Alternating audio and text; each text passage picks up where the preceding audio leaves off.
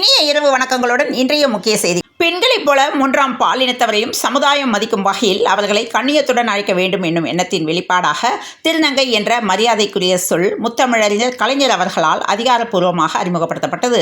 இந்நிலையில் தற்போது முதலமைச்சர் மு.க.ஸ்டாலின் திருநங்கை விருது வழங்கினார். தமிழ்நாடு முதலமைச்சர் திரு மு.க.ஸ்டாலின் அவர்கள் இன்று தலைமைச் செயலகத்தில் இந்து சமய அறநிலைத்துறையின் பதிப்பக பிரிவின் சார்பில் 3ஆம் கட்டமாக புதுப்பொலிவுடன் மறுபதிப்பு செய்யப்பட்ட அரிய 300 ஆன்மீக நூல்களை வெளியிட்டுள்ளார்.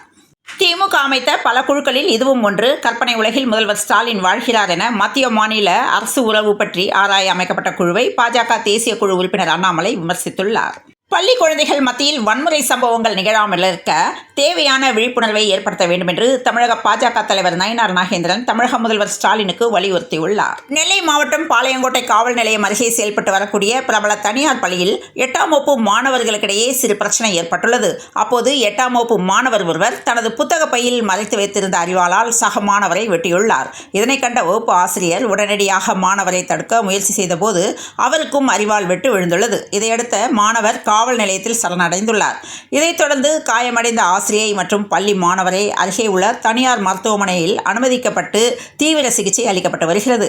8ஆம் வகுப்பு படிக்கும் மாணவர் பள்ளிக்கே அரிவாளை கொண்டு வந்து சக மாணவரை வெட்டிய சம்பவம் அதிர்ச்சியை ஏற்படுத்தியுள்ளது.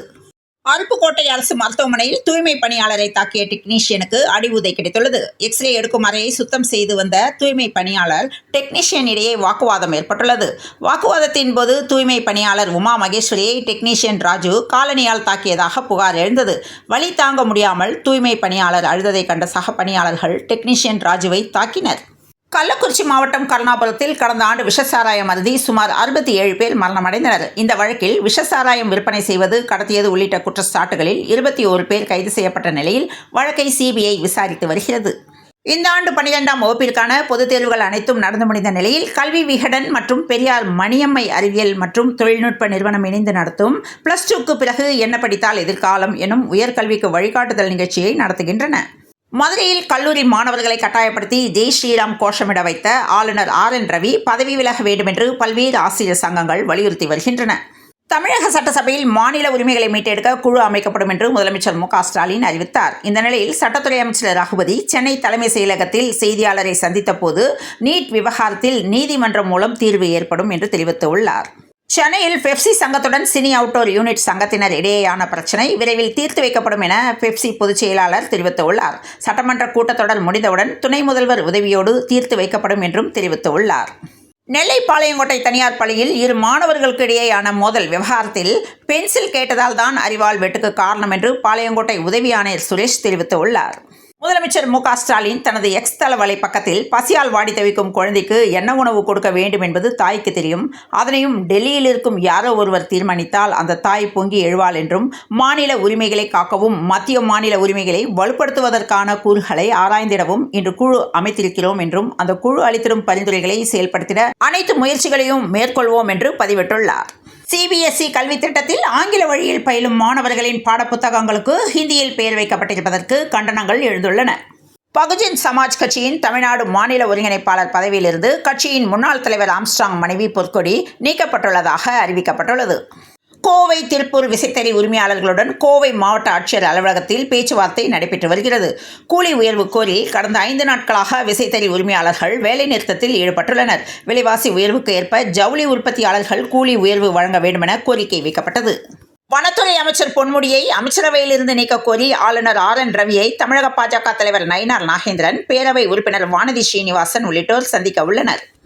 கடலூர் கள்ளக்குறிச்சி ஏரி ஓடையில் குளிக்க சென்ற 5 சிறுவர் சிறுமியர் நீரில் மூழ்கி பலியான சம்பவம் அப்பகுதியில் பெரும் சோகத்தை ஏற்படுத்தியுள்ளது. நாம் தமிழர் கட்சியின் கொள்கை பரப்பு செயலாளரான சாட்டை துரைமுருகனுக்கு எதிராக இன்று அக்கட்சியின் தலைமை ஒருங்கிணைப்பாளர் சீமான் அறிக்கை ஒன்றை வெளியிட்டுள்ளார். இது தொடர்பாக அந்த அறிக்கையில் திருச்சி துரைமுருகன் நடத்தும் சாட்டை வலையொலிக்கும் நாம் தமிழர் கட்சிக்கும் எந்த தொடர்பும் இல்லை. அதில் வருகின்ற கருத்துக்கள், செய்திகள் அனைத்தும் அவரது தனிப்பட்ட கருத்தாகும் என்றும், அவற்றிற்கு எந்த வகையிலும் நாம் தமிழர் கட்சி பொறுப்பு ஏற்காது என்பதை இதன் மூலம் தெரிவித்துக் கொள்கிறோம் என்று அதில் தெரிவிக்கப்பட்டுள்ளது. திண்டுக்கல் மாவட்டத்தில் உள்ள ரெட்டியார் சத்திரம் ஒன்றியம் ஜி நடுப்பட்டி ஊராட்சிக்கு உட்பட்ட ஆதி திராவிடர் பகுதியில் ஆதி திராவிடர் நலத்துறை சார்பாக ரூபாய் 1,55,00,000 மதிப்பில் சமுதாய கூடம் கட்டப்பட்டது. இதன் திறப்பு விழாவிற்கு ஆதி திராவிடர் நலத்துறை செயற்பொறியாளர் பச்சை வடிவு தலைமை தாங்கினார். அப்போது அனைவரும் சமம் என்ற ஆட்சி தமிழகத்தில் நடைபெறுகிறது என்று அமைச்சர் ஐ. பெரியசாமி பெருமிதம் தெரிவித்துள்ளார். முழுமையான மாநில சுயாட்சியை வென்றெடுப்போம் என்று உதயநிதி ஸ்டாலின் தெரிவித்துள்ளார். தமிழ்நாடு பட்ஜெட் மார்ச் 14ஆம் தேதி நிதியமைச்சர் தங்கம் தென்னரசால் தாக்கல் செய்யப்பட்டது. அதில் பல்வேறு புதிய திட்டங்கள், நிதி ஒதுக்கீடுகள் அறிவிக்கப்பட்டன. அதனைத் தொடர்ந்து தற்போது துறை ரீதியிலான மானிய கோரிக்கைகள் மீதான விவாதங்கள் நடைபெற்று வருகின்ற நிலையில் முதலமைச்சர் மு.க. ஸ்டாலின் தலைமையில் நாளை மறுநாள் தமிழக அமைச்சரவை கூட்டம் நடைபெறவுள்ளது. தமிழ்நாடு அரசியல் களத்தில் அவ்வப்போது சர்ச்சையான மேடை பேச்சுகள் புயலை கிளப்பி பலரது கண்டனம் மற்றும் எதிர்ப்பை பெறும். அதன் புதிய வரவாக திமுக மேடை பேச்சாளர் சேலம் சுஜாதா இடம் பிடித்துள்ளார். சிவாஜி கிருஷ்ணமூர்த்திக்கு டஃப் கொடுக்கும் திமுக பெண் பேச்சாளர் என்று இணையவாசிகள் கடும் கண்டனம் தெரிவித்துள்ளனர். தமிழ்நாட்டில் ஒரு பக்கம் ஜல்லிக்கட்டுகள் நடந்து கொண்டிருக்கும் நேரத்தில் மற்றொரு பக்கம் கோயில் திருவிழாக்கள், தலைவர்களின் பிறந்த நாட்களின் போது மாட்டு வண்டி, குதிரை வண்டி பந்தயங்களும் நடந்து கொண்டுள்ளது. இந்த பந்தயங்களுக்காக காளைகள், குதிரைகளை வளர்க்கும் ஆர்வலர்கள் தினசரி பயிற்சியிலும் ஈடுபட்டுள்ளனர். இதனைத் தொடர்ந்து குதிரை, மாட்டு வண்டி பந்தயங்களுக்கு இருசக்கர வாகனங்களால் ஆபத்து ஏற்படும் என்று தெரிவித்துள்ளனர்.